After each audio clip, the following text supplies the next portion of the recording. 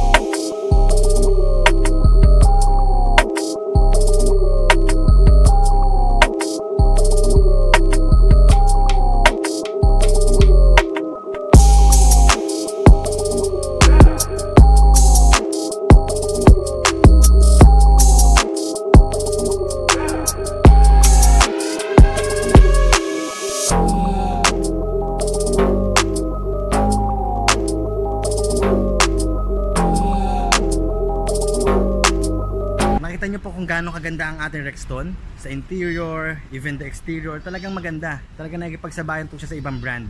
Kung meron ho kayong mga katanungan regarding sa features, sa promos, even sa test drive kung gusto nyo po, pwede nyo po akong i-message dito sa number na to. Tsaka pakilike na rin po pala ang aking Facebook page para updated po kayo sa mga promos natin. Ito naman po yung ating Facebook page. Keep safe everyone, bye bye.